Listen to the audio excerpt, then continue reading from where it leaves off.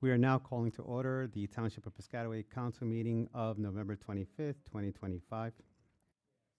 Ms. Johnson, roll call, please.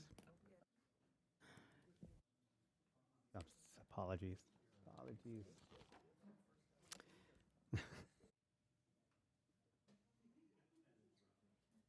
Adequate notice of this meeting has been provided as required under Chapter 231 PL 1975, specifying the time, date, location, login, or dial-in information, and to the extent known, the agenda by posting a copy of the notice on the municipal building, municipal court, and the two municipal libraries' bulletin boards, municipal website, providing a copy of the official newspapers of the township, and by filing a copy in the office of the township clerk in accordance with a certification by the clerk, which will be entered in the minutes. There will be public comment periods for both remote and in-person attendees separately.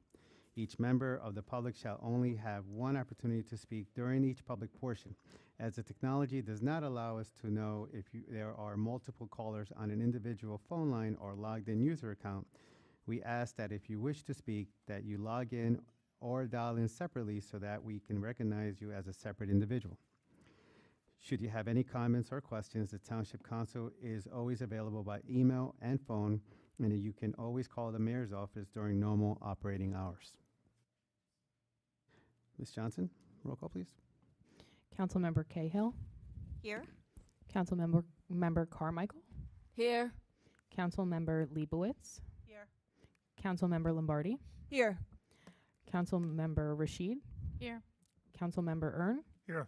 and Council President Espinosa. Here. Join me in saluting the flag.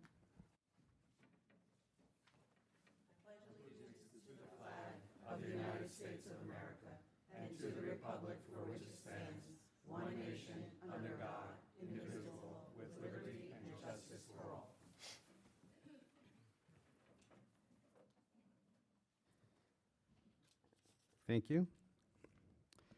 Item number 5, comments from administration and council regarding adjournment of any matters on this agenda. Council Mayor, I would like to actually go first in this item, if you don't mind. Before we continue reviewing the amendment ordinance on item number 8.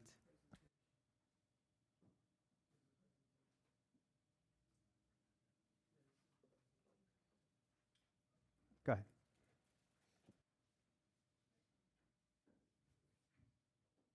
You can have Karen and John O'Donnell come on up.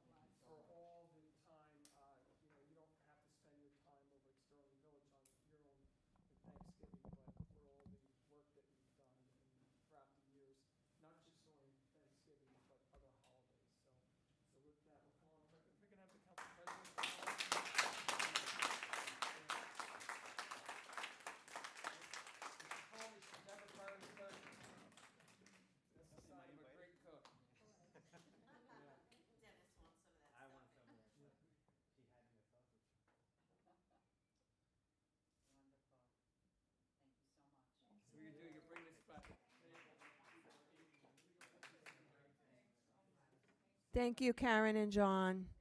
And just so everyone knows, that isn't the only thing that they do over there.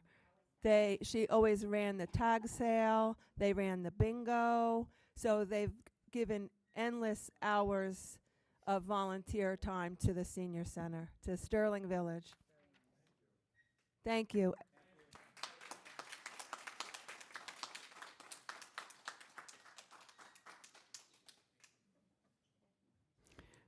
Okay, thank you. and congratulations. Back to item number 5 from comments and from administration and council. And before we continue reviewing the amended ordinance on item number 8, I want to reaffirm that our top priority as a council is the safety and well-being of our residents, as well as all individuals within Piscataway. The amendments to Chapter 11, Hotels and Motels, seems to address both the public safety and personal liability concerns. However, I believe that this issue deserves additional time for consideration and for further discussion with the public, the council, the mayor, and the police department.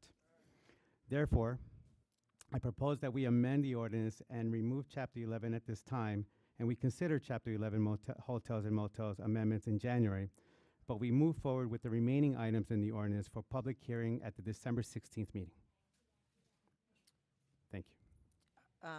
Are we doing an offer now on that, or how is that going to work, Mike?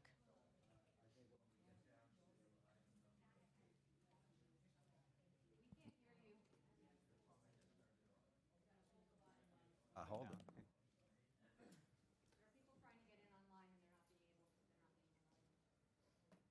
So, Councilwoman, when we get to item 8, there would be a motion to amend the ordinance to delete Chapter 11, and there'd be a vote on that, and then there'd be a vote on the motion and second, and a vote on the ordinance itself, the resolution approving the ordinance, and the public hearing would be on the 16th of December. So when we get to 8, those two motions.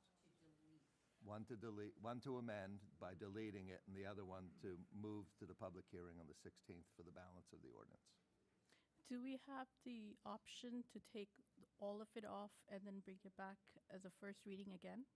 Yes, what you'd be doing is taking it all off, because you can't just table it and reconsider, because you can't go from 1 year to the next on an ordinance. You have to do it all in the same year. So we'd be taking it off, and from what I understand, the council president's recommendation would be to have it as a standalone ordinance in January. It would be, there's 2 meetings in January, so you'd have it on those meetings. The public hearing would be the 20th, 22nd, whatever the second meeting is in January. And then it would be a standalone for discussion. Yeah, everything's it's reintroduction. It's starting all over again in January. Okay, what about the other portions? Because when it was introduced to us as first reading, there were different chapters. So are we going to revisit each of the chapters, or only the motel and hotel portion? Chapter 11 is being, I think the suggestion from Council President, Chapter 11 in its entirety is being deleted, and the others are continuing on. Yep, Chapter 11 is going to be gone. But we're going to be moving forward with the amendments of the ordinance, the original ordinance. Well, not the original, but the amended ordinance. Okay. But if we have feedback for the other chapters, is there still room for that at this point, or not anymore? You'll have Not 11, not for Chapter 11, the other chapters. public hearing on the balance of the ordinance will be on the 16th of December, on your meeting on the 16th. Full discussion, full open public hearing. All right, thank you. You're welcome. Thank you. Okay. Open to the public. Comments regarding item number 10, consent agenda items.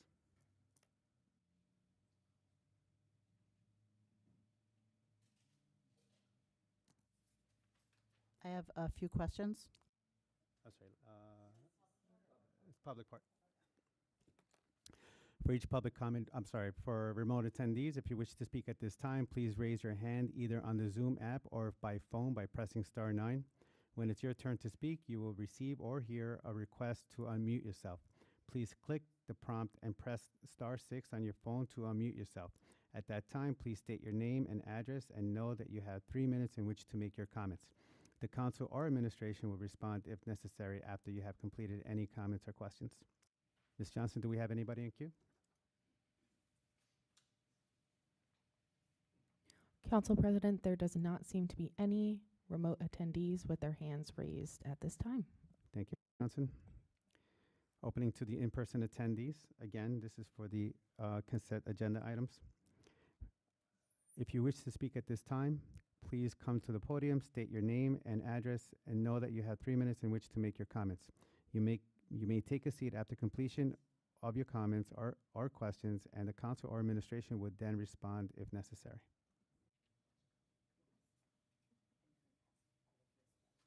See no one at the podium. Closing for the in-person attendees.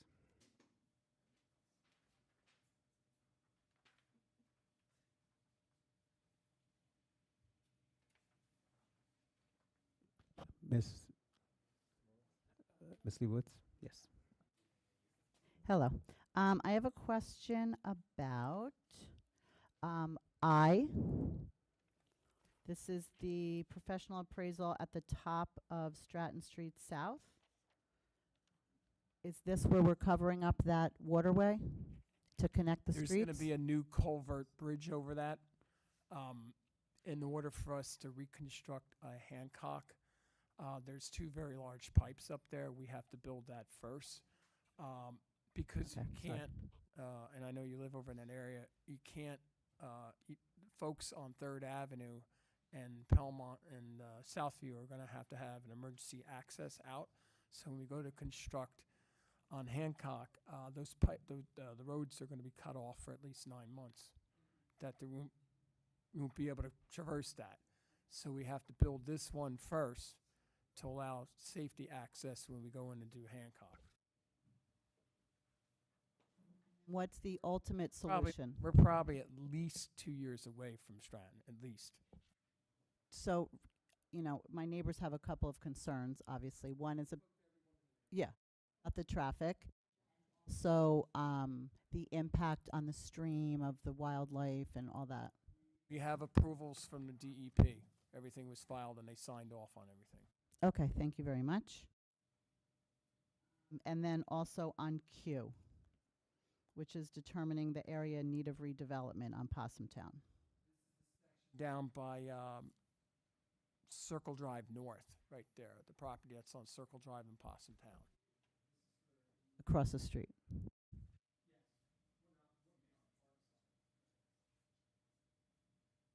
Okay, thank you. Thank you. Anyone else? Thank you. Item number 8, amendment to introduce ordinance amending and supplementing various chapters of the Township Code Resolution adopting ordinance.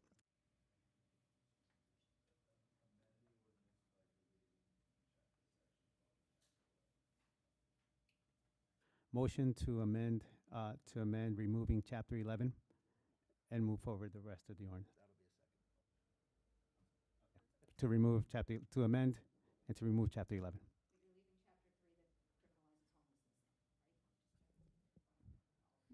Sorry, do we have a motion?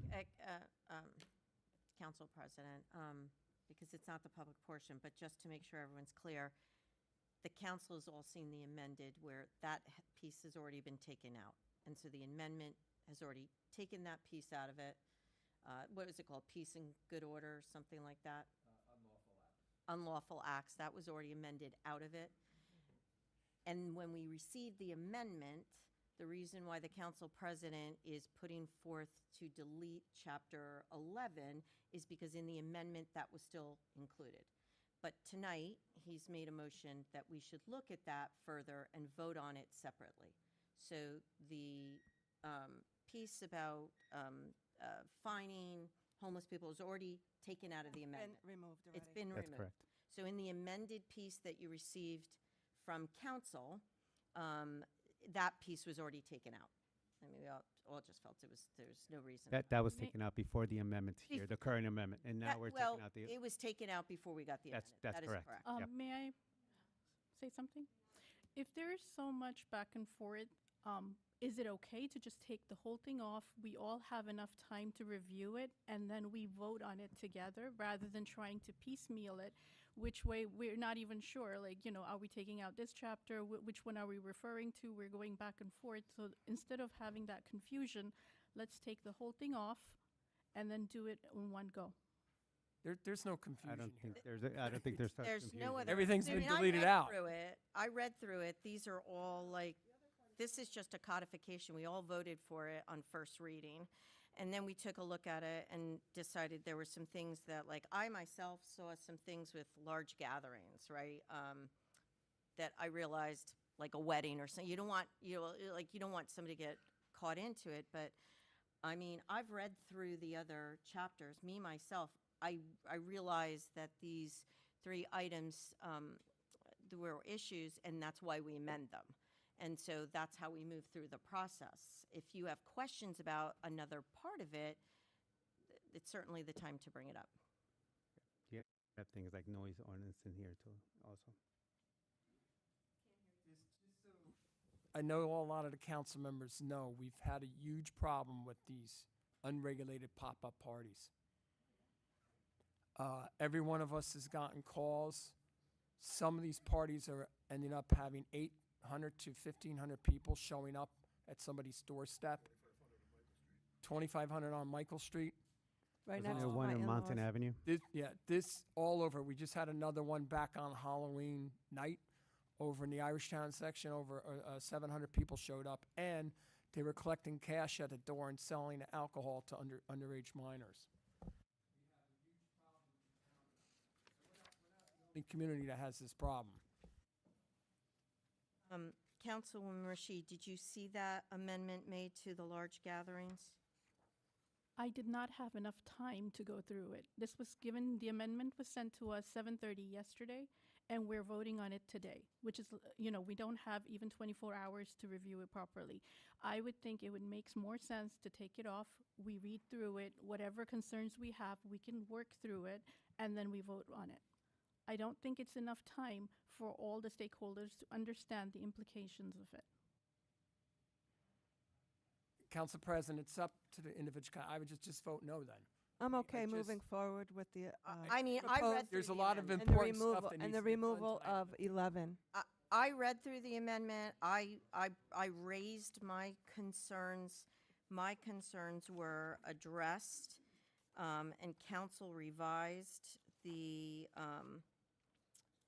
revised it as specifically, just for transparency, the concerns about large gatherings, obviously, with the fines, of course, we immediately took that piece out. Then I addressed, like, large gatherings. You have to have an exclusion in there, for obvious reasons, right? We're not going to criminalize people getting together. But all of what I read out of the ordinance after the first reading, I mean, I can't see where we're inadvertent, but I could be wrong. I just don't see where we're inadvertently And catching. Councilwoman- We somebody received the else. ordinance, what was it, 2 weeks ago, I believe, right? 2 So the weeks only, ago, we so voted the on only it. thing that the two items that were removed as of that time was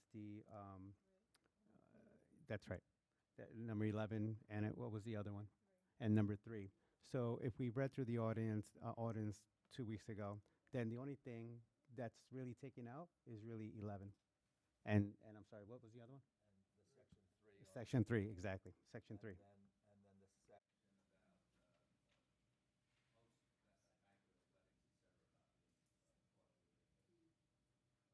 And the section that accepted weddings and banquet halls and et cetera. I mean, you've got, like, churches included in the amendment.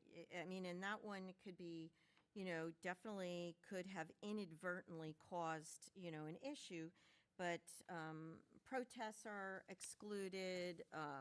Obviously, churches, the businesses, as you mentioned. I mean, a lot of things that,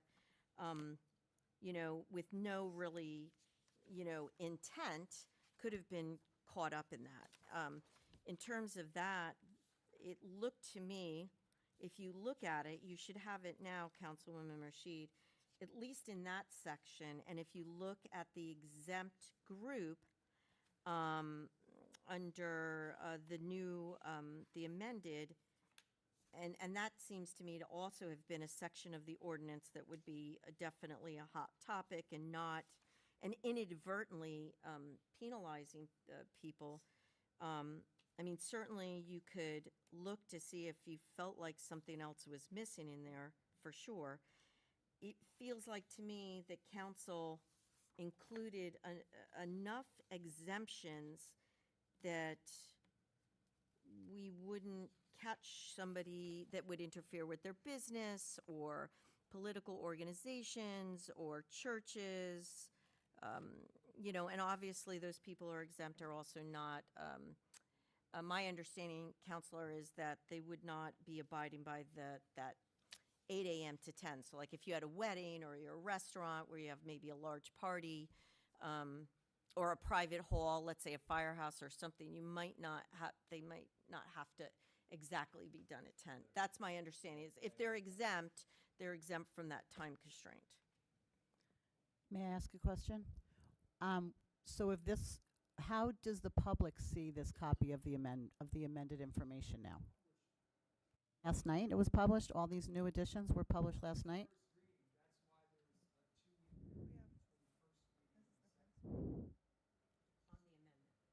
This is the first reading of the amendment. Okay. So you have now that it's amended, a first reading, everything's in there, including the amendment, and we're pulling out that entire chapter 11. Right, and it will so be now we're going to packaged sit and on it'll this be for posted. 2 weeks. This is the first reading. We're going to sit on it for 2 weeks. If we want to have changes or anything else, we reach out to council, we reach out to people, can get amended between today and the next meeting. Though you can request amendments between now and the next meeting. Okay. And then that meeting will be a second reading with the new changes that may occur between now and then. If the majority of the council agree, however, if the changes are not substantive, you can go ahead with it on the 16th. If the changes are substantive, then you have to go ahead and reintroduce it again and do it all over. Okay. And just if I could summarize, Council President, the ordinance that you're voting on right now is the same that you saw last week, with the sections deleted that apparently caused some problems, and with the addition of the one section in one paragraph in 332.4, accepting the venues that regularly host weddings, banquet halls, et cetera. Otherwise, it's the same ordinance from 2 weeks ago. Also without the fines. Yep. May I make one more comment? Thank you so much for explaining and putting in perspective of what changes can be made and at what time. May I make a suggestion where we could put a policy committee in place? So before the council sees the first reading, we could have a policy committee where we can go through it, have an opportunity for stakeholders from the community to give their feedback. So when it comes to first reading, we all are fully aware of the context of the ordinance, and then we can make a better decision and much faster.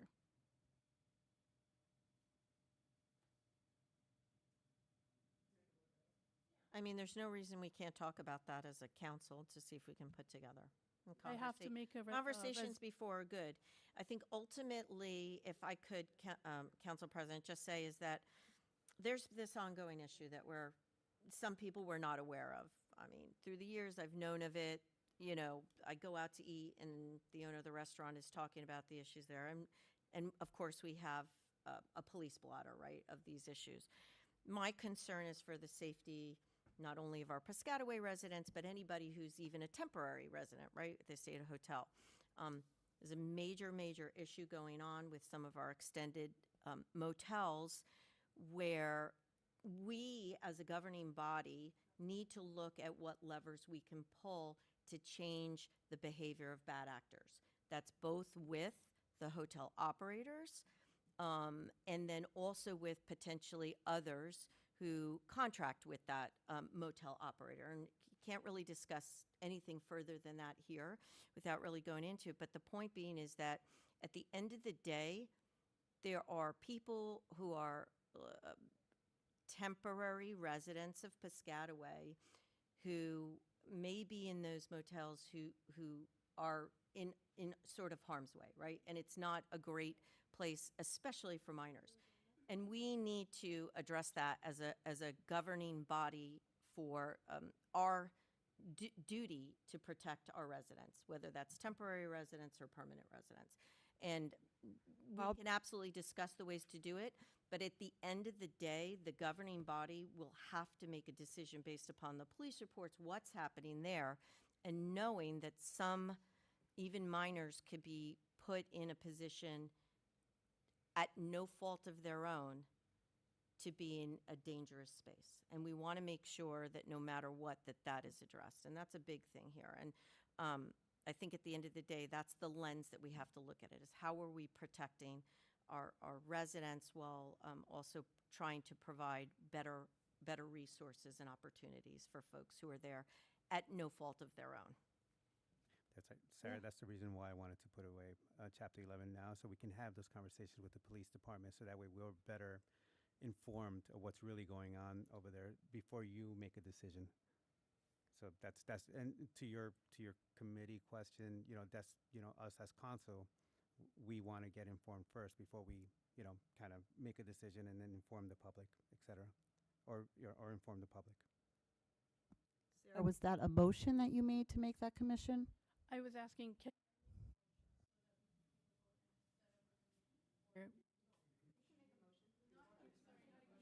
Can just I a committee. can I make a suggestion? First of all, you always have to have minority members of the committee. You can't have a majority of the members because you violate the Open Public Meetings Act. What many towns do is have subcommittees on various issues, and you're going to have to decide what issues are important enough. Do you want to have subcommittees meeting on every road and drainage project? There are thousands of things that you vote on, so I think some discussion amongst the council members may be appropriate first as to what sorts of issues you would like to have a subcommittee review, because if you have subcommittees reviewing every issue, nothing will ever get done because you have thousands of things, and some of them don't rise to the level of, there's a new potholes being filled. Do you need a committee on it? So just a suggestion, maybe speak amongst yourselves, not a majority of you, and see what sort of issues might rise to the level of wanting a subcommittee to work on it. And then you can have several subcommittees. Subcommittee just for policy would be nice, right? Especially for something these important. I'm sure the potholes can can self-manage. They can take care of themselves. The Public Works does a great job, so we don't need to meddle in their affairs at all. But policies like these definitely require more insight. And also, again, everyone knows that this problem that we're dealing with is twofold, okay? We're having to deal with a problem that business owners are having over there, and I surely wouldn't want to live in the backyard, but we have to deal with it in a compassionate manner in which we don't harm people that are having challenges. So it's a little bit delicate of a situation to deal with, okay? So I think everybody has to, again, be aware we're here for all the residents of this community, all the business people of this community, and we have to look at it with the whole picture, not just one piece of the picture, okay?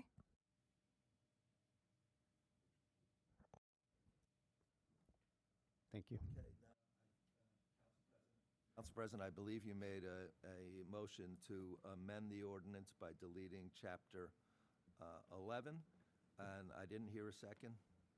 Did we get a second, Melissa? I'll make a second. Okay. Thank you. Roll call. Councilmember Cahill, Yes? Councilmember Carmichael, Yes. Councilmember Leibowitz, Yes. Councilmember Lombardi, Yes. Councilmember Rashid. May I just ask one more question before I vote on it? If I abstain on this vote right now, for the next meeting, I can vote yes? Okay, Yes. perfect, so abstain. Thank you. Councilmember Ern, Yes. All right, I'm going to change my vote, please, to abstain. Council President Espinosa. Yes.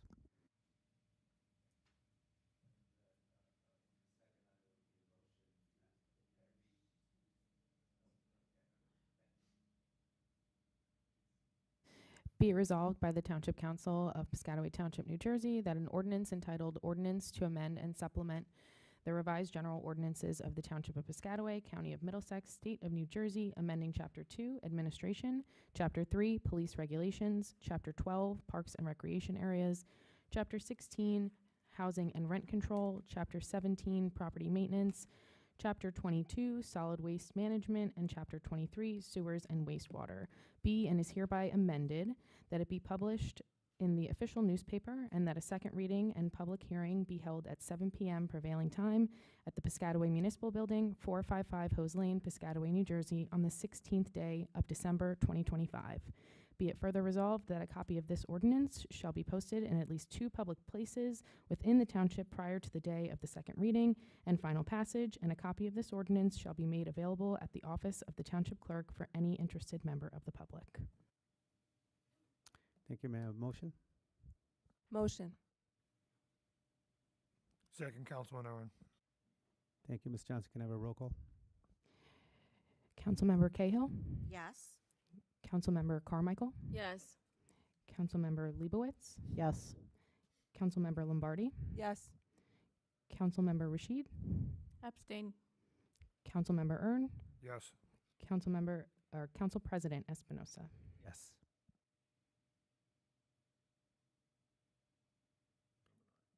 Item number 9, ordinance first reading, amending and supplementing various chapters, including Chapter 7, Traffic, 10, Health Regulations, 19, Fire Prevention of the Township Code, Resolution adopting ordinance. Ms. Johnson? Be it resolved by the Township Council of Piscataway Township, New Jersey, that an ordinance entitled Ordinance to Amend and Supplement the Revised General Ordinances of the Township of Piscataway, County of Middlesex, State of New Jersey, amending Chapter 7, Traffic, Chapter 10, Health Regulations, and Chapter 19, Fire Prevention and Protection, be and is hereby adopted on the first reading, that it be published in the official newspaper, and that a second reading and public hearing be held at 7 p.m. prevailing time at the Piscataway Municipal Building, 455 Hose Lane, Piscataway, New Jersey, on the 9th day of December 2025. Be it further resolved that a copy of this ordinance shall be posted in at least 2 public places within the township prior to the day of the second reading and final passage, and a copy of this ordinance shall be made available at the office of the township clerk for any interested member of the public. Thank you, Ms. Johnson. We have a comment from Councilwoman Lombardi. Yes, I was going through this one, and I was happy to see that we are moving forward with an electric bicycle ordinance. I think the safety of those is quite a concern. One thing that I always remembered when I was younger was that if you had a moped, you had to get a license to have a moped. So who would have, would it be through the state that the younger people would have to get a license to have an electric bike? It would likely be the state through Department of Motor Vehicle Commission might supervise the issuance of those licenses, but it would be a state legislative action likely. Thank you. May I have a motion, please? Motion? Second, Councilwoman Lombardi. Thank you, Ms. Johnson. Roll call. Councilmember Cahill, Yes. Councilmember Carmichael, Yes. Councilmember Leibowitz, Yes. Councilmember Lombardi, Yes. Councilmember Rashid, Yes. Councilmember Ern, Yes. Council President Espinosa. Yes. Item number 10, consent agenda resolution. For efficiency, items have been consolidated into a consent agenda to be voted on together, and the materials for these items have been distributed to the council in advance of the meeting. Do I have a motion? Motion? Second. Thank you. Ms. Johnson, can I have a roll call, please? Councilmember Cahill, Yes. Councilmember Carmichael, Yes. Councilmember Leibowitz, Yes. Councilmember Lombardi, Yes. Councilmember Rashid, Yes. Councilmember Ern, Yes. Council President Espinosa. Yes. Item number 11, announcements and comments from the officials. I'd like to wish everyone a happy Thanksgiving and time with family. Thank you. Thank you. Councilwoman Carmichael. Happy Thanksgiving, everyone. Thank you. Councilwoman Leibowitz. Good evening, everybody. I just want to really reiterate that it's super important that we pay very close attention to all of the language on these ordinances, that we are casting a very wide net to address every constituent that we have.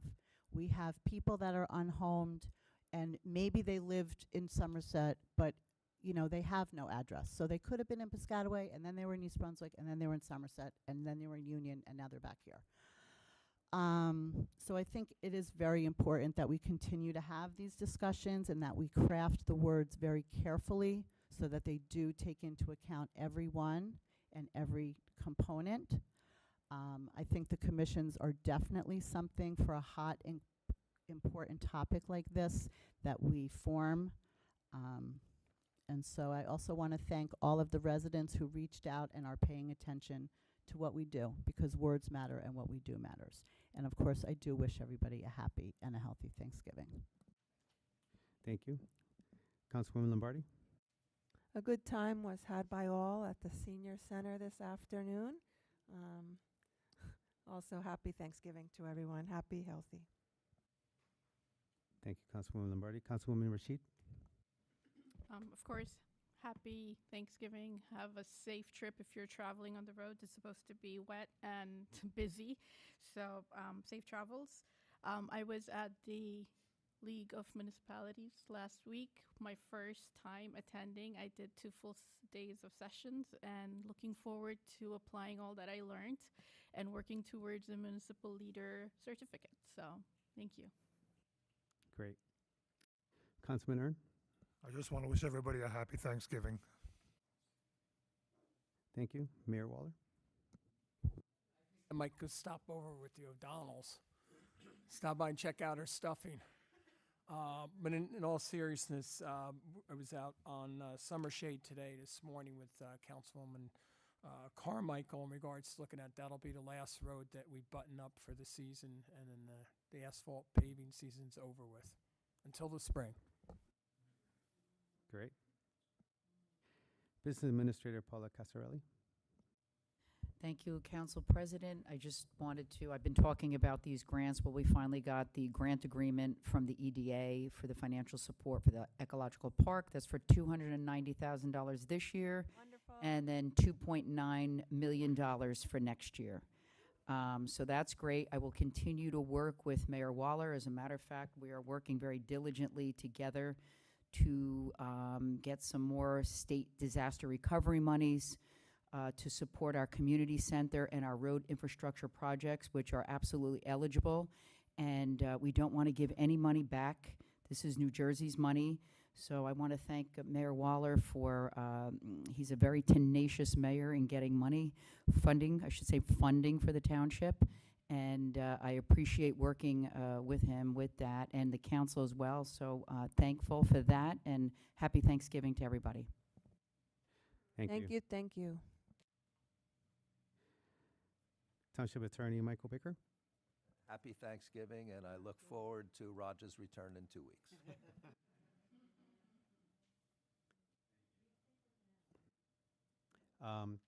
I want to wish everybody a happy Thanksgiving and kind of echo what Councilwoman Rashid said. Be careful out there. It's getting colder, and also it's, the roads are not as safe, and it's getting obviously darker sooner. So please be careful, be safe, make good choices, and happy Thanksgiving again.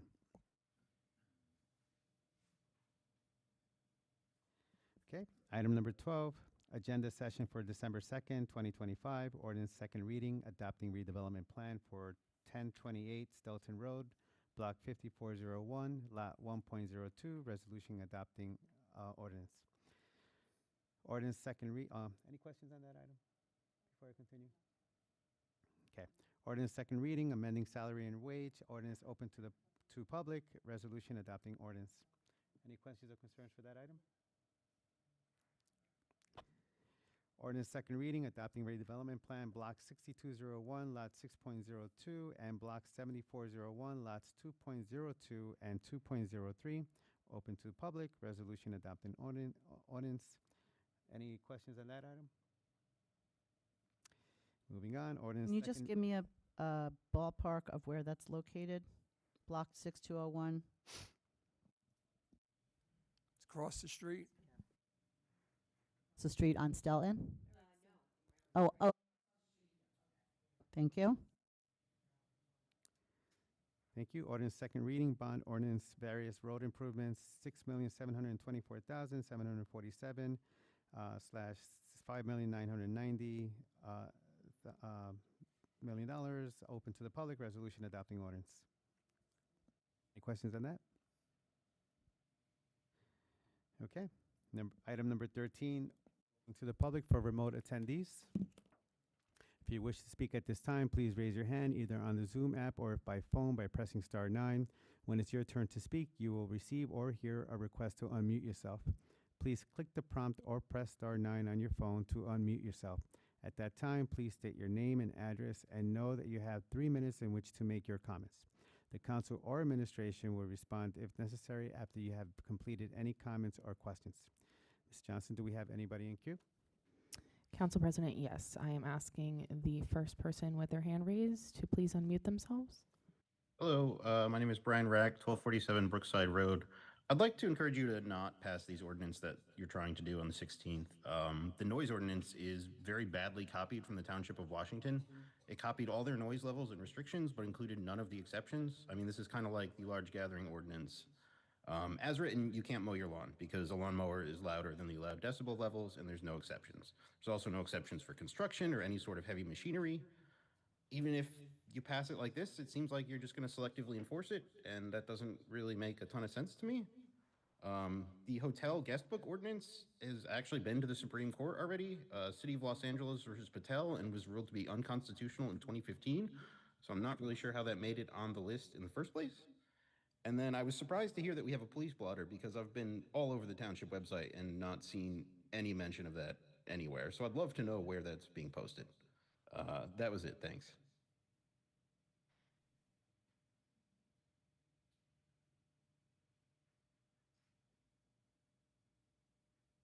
Any comments or questions from the mayor and council? Okay, thank you. Council President, I am asking the second person with their hand raised to please unmute themselves.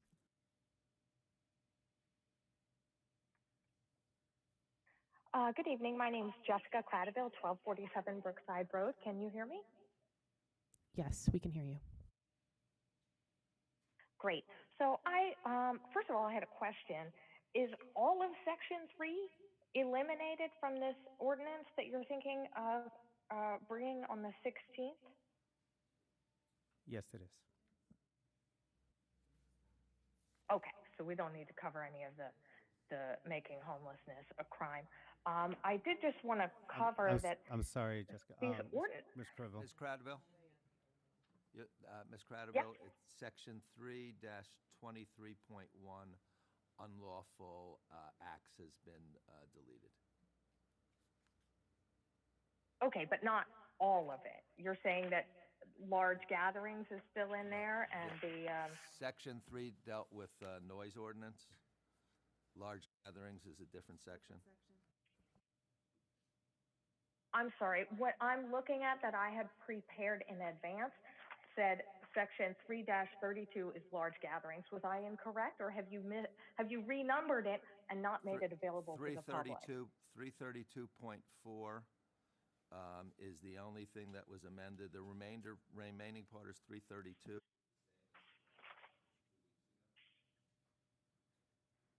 I'm sorry.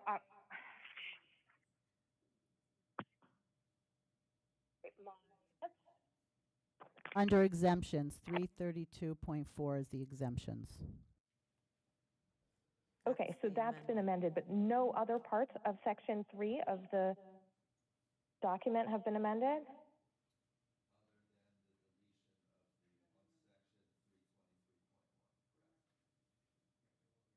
Other than Section 323.1 that was deleted. That's correct. The remainder is still in the ordinance. Okay, so 3-38 and abetting a public nuisance is still a part of the proposed ordinance.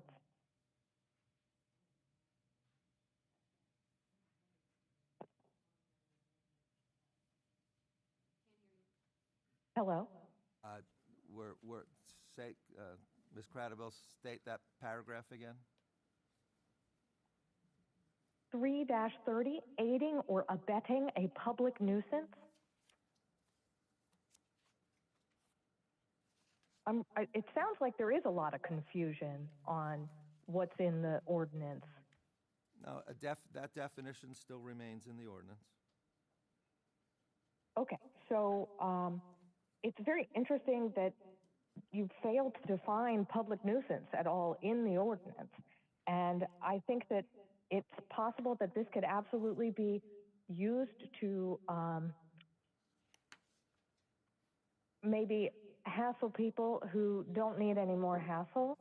And I would really encourage you to rethink the knock-on effects of having something like this in writing, because you haven't defined what a public nuisance is. And if we leave it open to interpretation, it's possible that there might be an interpretation that you did not intend.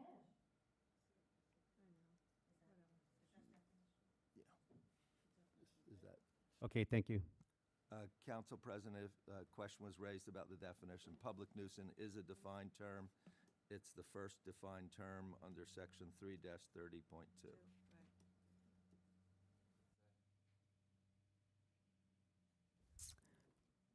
Council President, there are no other remote attendees with their hand raised at this time.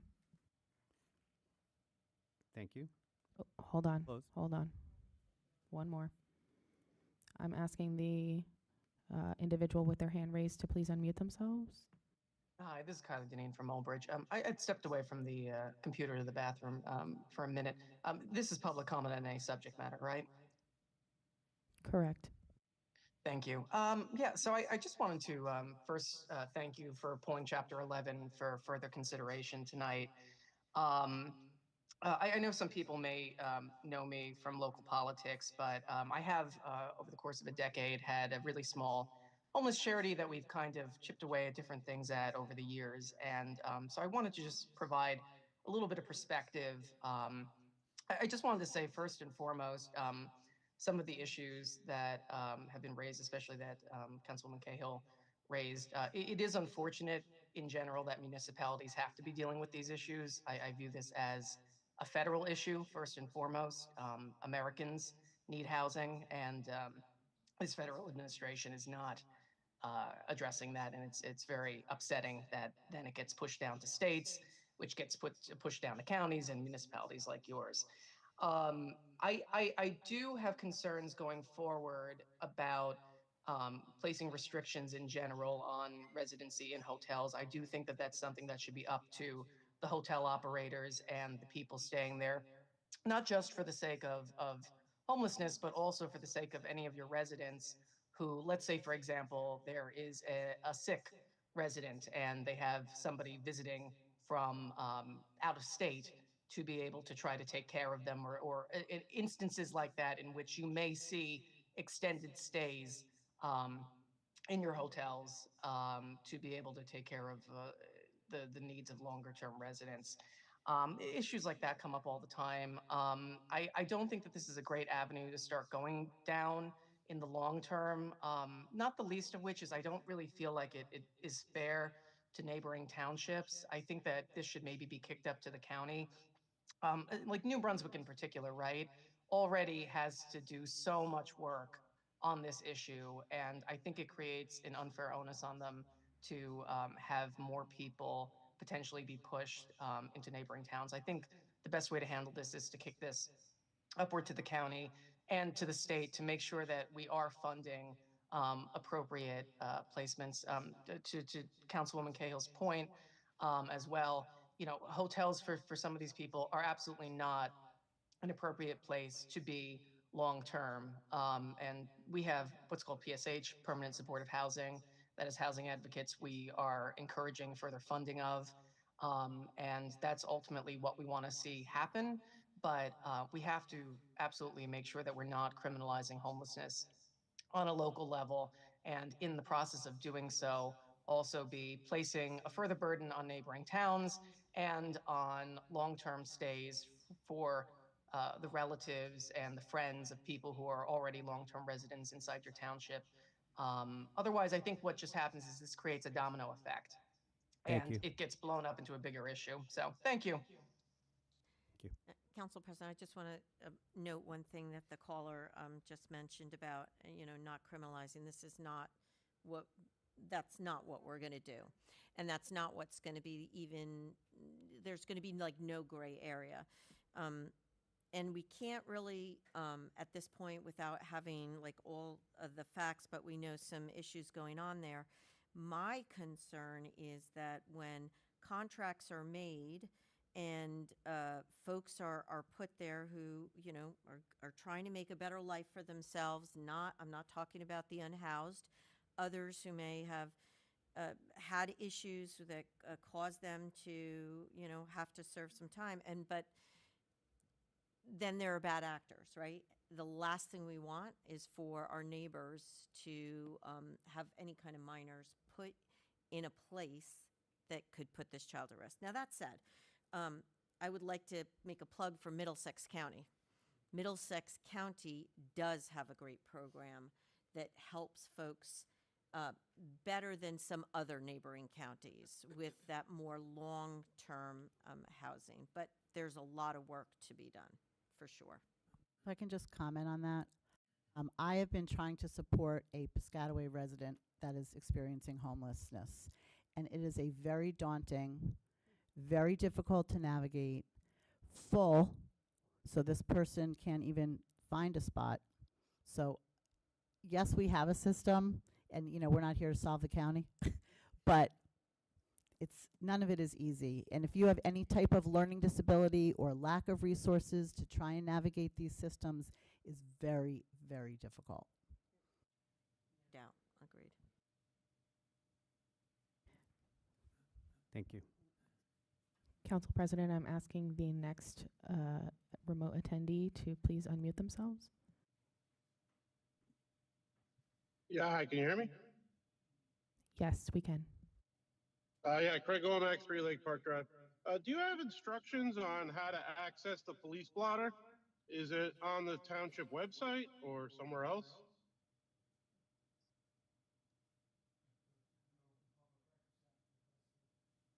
Hello? You can make an Oprah request for documents. Well, you said we have a police blotter. That's usually a published document. I think that's a colloquial term that we all picked up watching cop shows on TV. What? No, that's not. That's a thing that people do in places. If you're Governments asking, do it. If you're asking, does the police department keep records? They keep records, and you can get access to those records if they're permitted under law by making an Oprah request. No, that's not what I'm saying. I definitely heard somebody say we have a police blotter, which is a published list of police activities. We don't have a published list. As I mentioned, it was a use of a colloquial term. What we have is a database, and you can make a request. Oh. Anyone in the public can. Why don't we have one of those? Nobody knows? We file all required New Jersey Attorney General guidelines with regard to record keeping. Don't have more of an answer than that for you. Okay, thank you. Thank you, Ms. Johnson. Do we have anyone else in queue? Council President, there are no other remote attendees with their hand raised at this time. Okay, thank you. Closing for the remote attendees.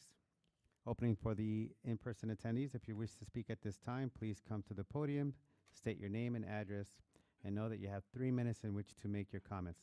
You may take a seat after completion of your comments or questions, and the council or administration will then respond if necessary.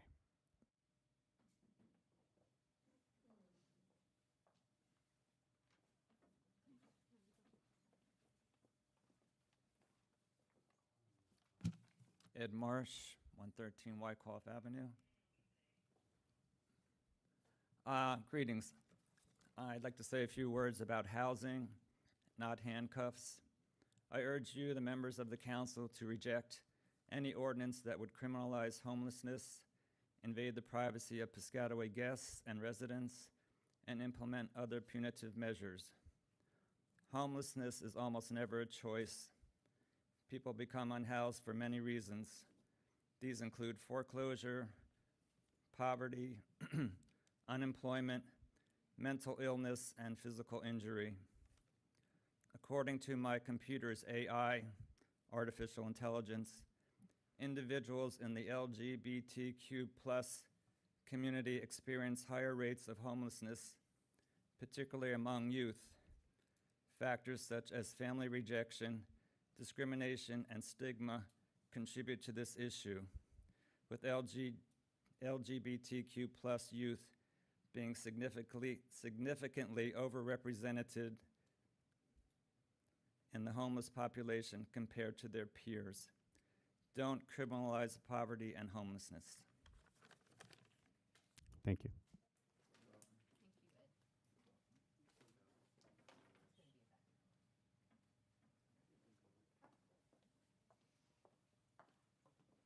Good evening. I'm Stacy Berger, 233 Ellis Parkway here in Piscataway. I also serve as the president and CEO of the Housing and Community Development Network of New Jersey. We represent 250 or so nonprofit community development organizations, private sector lenders, and other housing advocates around the state. We were proud to spearhead the sign-on letter campaign, and I want to thank you for removing Chapter 3 from consideration, because fining and jailing people who are experiencing homelessness makes a very very terrible situation much worse. I'm actually fairly shocked that ever made it past whatever process you have, which seems like you could be in use of some better process, like a policy committee that reviews these items so people have a chance to discuss them before they get before the council itself. I did just want to share some of that letter and some of the sign-ons with you. I won't read the whole thing, but we will send it to your council address for those of you who have such a thing. We need to support homeless service providers and their efforts to engage unhoused individuals to connect them to rapid rehousing and Housing First programs. The township's focus should be on providing a fair share of affordable housing instead of penalizing people. We should be pursuing collaborative efforts with service providers to create care plans and connect unhoused residents to housing. Other towns do that, not just the county, but in other towns, they have a task force and they have a housing administrator in the municipal office who actually helps people. I do that for neighbors here all the time. Councilmember Leibowitz is doing that. I'm sure many of you help people who have housing situations. I'm not saying you don't, Councilwoman. I'm saying that we don't have it in an organized fashion and it's not funded. So it would be much better and more cohesive for everybody if there were a municipal operation where people could point to for support. Right now we tell folks to call 211, and while our county does the best that they can, they are certainly not considered. You know, there's a lot more that we can do in 211. It is not considered an actual entry. They don't provide services directly. It's a referral point. So people get, and I referred Councilmember Leibowitz to 211, and she had a whole odyssey trying to help her her neighbor there. So, you know, it is not a very easy or it's not a system that is easy for anyone to navigate at any circumstance, but when you might have a language barrier or a learning disability or 3 jobs, it is very difficult to navigate that system. So we believe that the council should withdraw all of the related ordinances, including the public nuisance ordinance, which can be construed to include providing street aid to people experiencing homelessness, as well as mutual aid to neighbors. So that really does need to come out on December 16th. Because the proposals like that drain resources from law enforcement.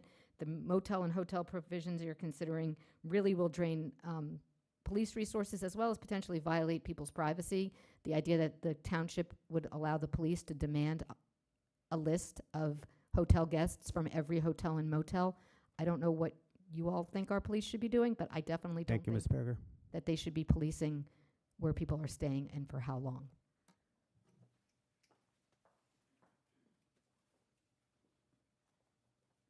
Hello, my name is Rena. I work for Collaborative Support Programs of New Jersey.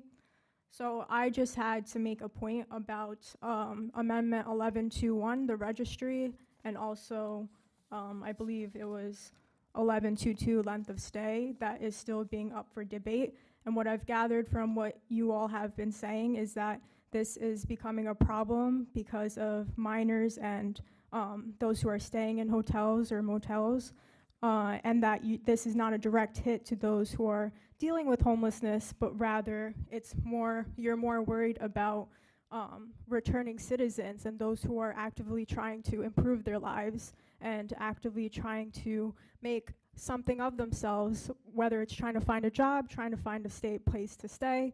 They are actively trying to improve their lives, and this is a barrier. This is going to create a barrier for those who are trying to do so, and it's wrong to say that those people are an active threat to society, because that's a very, very small population of people, very, very small. Majority of these people are trying to actively improve and just find a job, really, so that they can improve themselves. And this is going to create a barrier for that. So even if you're not saying that this is going to be a direct threat to those who are dealing with homelessness, it also becomes a direct threat to those who are returning citizens in society. Thank you. Hello, my name is Jennifer Cleary, Jennifer Lenahan. Boy, that's an old name. Can you just lift the mic up a little bit? Yes, Thank and I live at 37 Radio Court, so just over the river in Landing Lane. I used to run a shelter for homeless families in Somerset County, and I was a policy researcher for about 15 years at Rutgers, and I'm still there. So I hear you. I hear that there's a lot of anxiety around this issue of temporary residents, people who are unhoused, concerns and fear. And that's understandable. But I come from a perspective of thinking about which policies are actually going to work, because I heard that concern as well, right? You want to be fair and create policies that work for everybody in your town.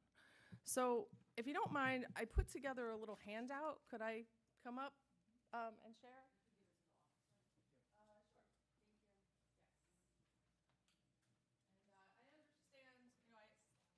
I thank you for dropping the ordinance around criminalizing people who are unhoused, but I am hearing that there are other ordinances that you're considering that could possibly displace people.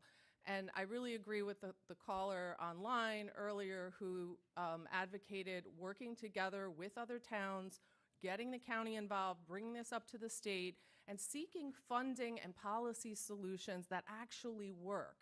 Permanent supportive housing is certainly a keystone in that. But other outreach programs, thinking about funding nonprofits that can add to the shelter system, to at least to the temporary housing where there are additional supports, counseling, addiction services, et cetera. So thank you very much, and I hope you consider some of the things I gave to you. Thank you. Thank you for that.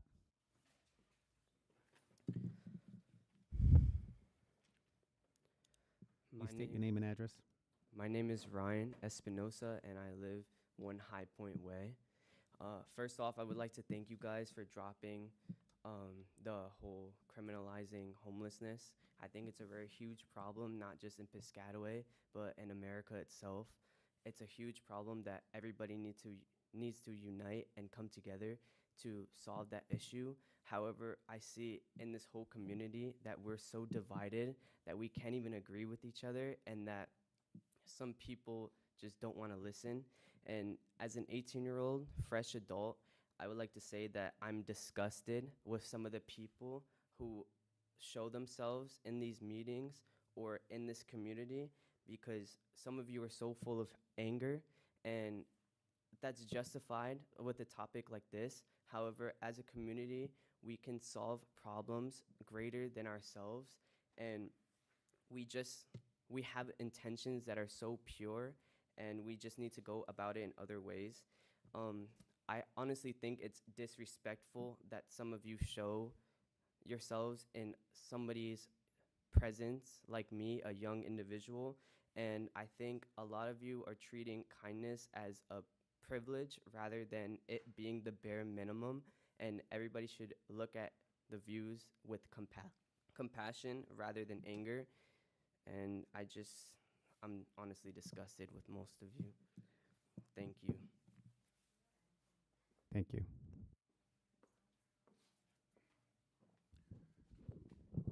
Good evening. Bill Irwin, 233 Ellis Parkway, Piscataway. As many on the dais have noted, we come together today 2 days before Thanksgiving, a holiday on which many of us in this room will be fortunate enough to count our blessings. There'll be tables laden with food. There'll be friends and family to enjoy, the warmth of hearth and home. We are fortunate indeed. But for some, there will not be any of those things. There will be no feast. They'll be lucky enough to have food at all. There'll be no gathering of family and friends. Perhaps they'll spend the day alone in a motel room because that's the only place they can be housed. There'll be no warmth of hearth and home because they may be outdoors.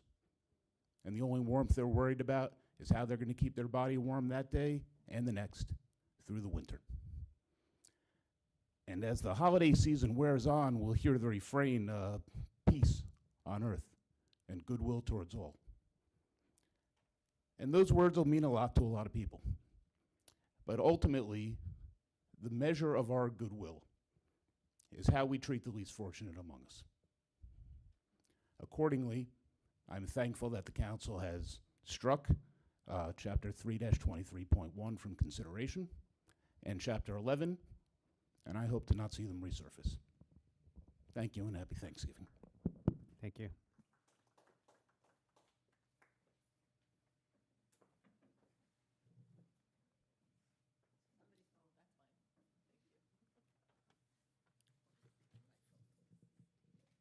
Prashant Patel, 52 Justice Street.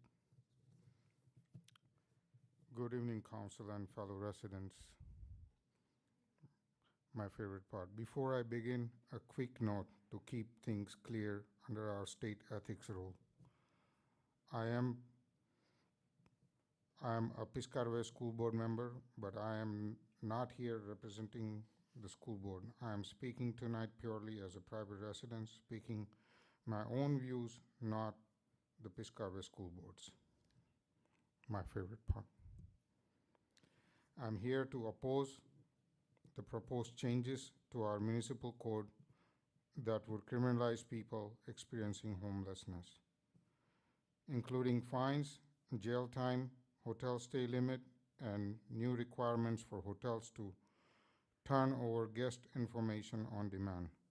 Criminalizing sleep does not fix rising housing costs or lack of affordable units. It punishes people for being poor and averts police from actual safety concerns. And the proposed guest list rule isn't just unwise, it's unconstitutional. In City of Los Angeles versus Patel, docket number 13-1175, the Supreme Court struck down nearly identical ordinance because forcing hotels to provide registries without judicial review violates Fourth Amendment. Let's not invite lawsuits to Piscataway that can afford. And thank you for striking that ordinance now. Instead of punishing, we should choose solutions that actually work. Housing, not handcuffs. That means supporting homeless services, homeless service providers who build care plans with unsheltered residents, connecting people to rapid housing, and housing first programs, strengthening outreach case management, and enforcing only against genuinely dangerous behavior, never against poverty itself. Create a task force on homeless would let expert partners and volunteers craft compassionate, community-led strategies that solve problems rather than shift them.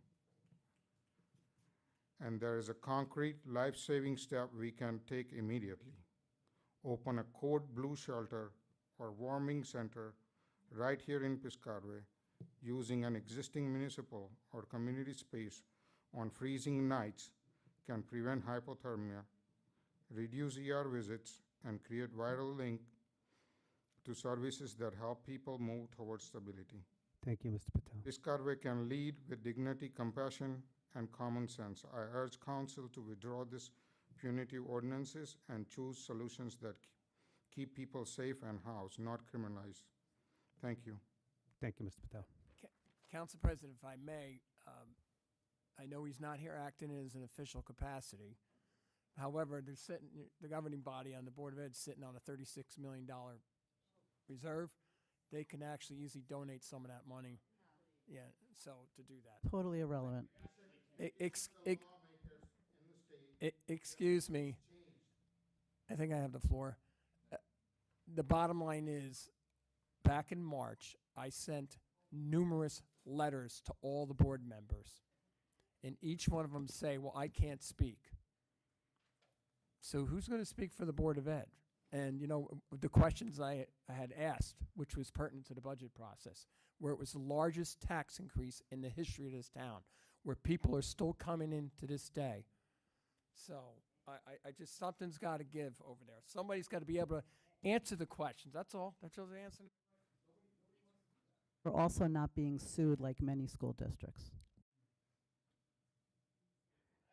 Thank you. Next.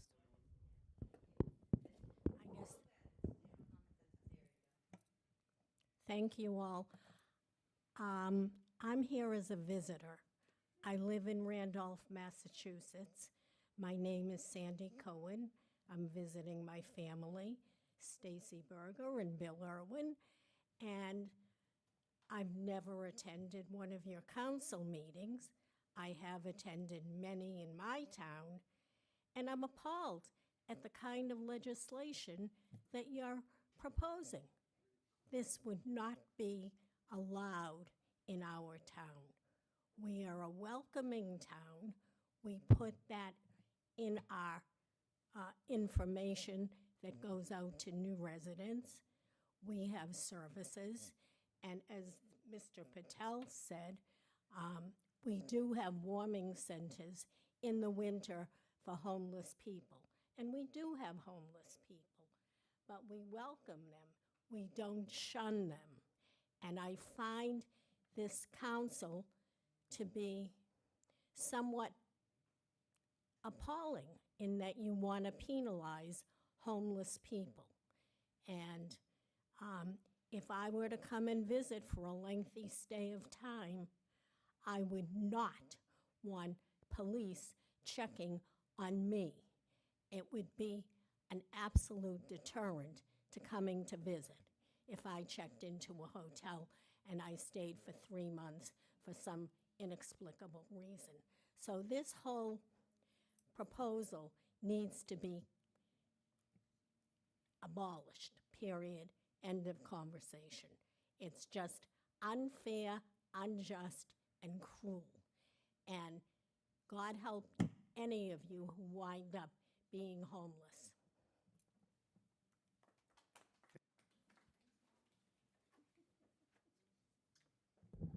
Good evening, Gina Register, 78 Riverview Avenue.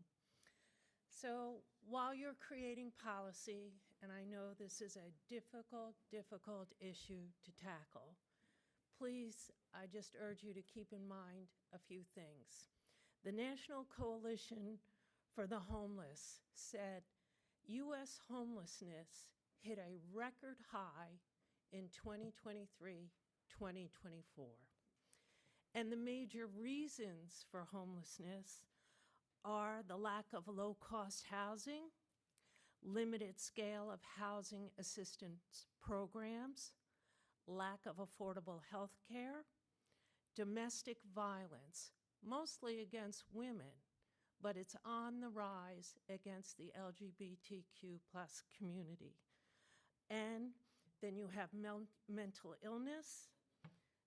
Additional factors are discrimination and a criminal record. So you need to keep this all in mind. People aren't choosing to be homeless. And I think one of the biggest things facing all of us right now is what the federal administration is doing to health care. Unless you have tens of millions of dollars liquid, which I don't think anybody here does unless I'm mistaken, if you have a major illness or disability, you are this close to being homeless because of that. Many years ago, my family faced a situation where we had to come, I had 3 young children. We had to come up with $20,000 in cash to have a surgery, actually 3 that were needed. If it weren't for family and friends, I would have never been able to manage that. And thankfully, I have to thank the surgeon too, because he gave us a buy, and our insurance company backed us. It took me a year to get all but $5,000 back. But that's how close everyone is to being homeless. So we need to treat people with dignity. These people don't want to live on the street, most of them, the majority of them. And please consider all this when you're making policy. Thank you.